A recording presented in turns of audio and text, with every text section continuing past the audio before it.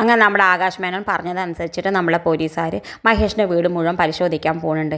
എന്തായാലും വീട് ഫുള്ള് അടിച്ച് പറക്കുന്നുണ്ട്, അലമാറും കബോർഡൊക്കെ നോക്കുന്നുണ്ട്. എന്തായാലും നമ്മുടെ ആദിയുടെ കട്ടിൻ്റെ അടിയിൽ നിന്ന് ആ സ്പ്രേ കിട്ടുന്നുണ്ട്. നമ്മുടെ ആകാശ് മേനോൻ കട്ടിൻ്റെ അടിയിലാണല്ലോ സ്പ്രേ ഒളിപ്പിച്ച് വെച്ചിട്ട് അവിടെ നിന്ന് തന്നെ കിട്ടുന്നുണ്ട്.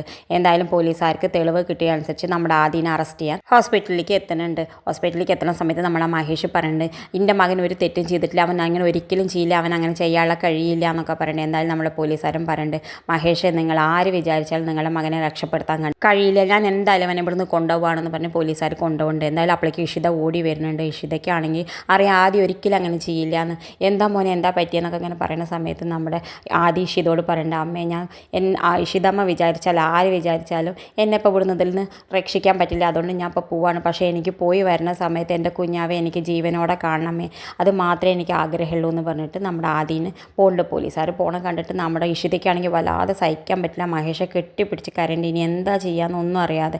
എന്തായാലും എത്രയും പെട്ടെന്ന് നമ്മുടെ മഹേഷിനെ ആദ്യനെ തിരിച്ചു കൊണ്ടുവരും. ഇത് കാണിച്ചുകൊണ്ടാണ് ഇന്നത്തെ പ്രമോ അവസാനിക്കേണ്ടത്. ഇതുപോലെ പ്രമോ വിശേഷങ്ങൾ നിങ്ങളുടെ മുന്നിൽ എളുപ്പത്തിലെത്താൻ ഈ ചാനലൊന്ന് സബ്സ്ക്രൈബ് ചെയ്യാൻ മറക്കരുതേ.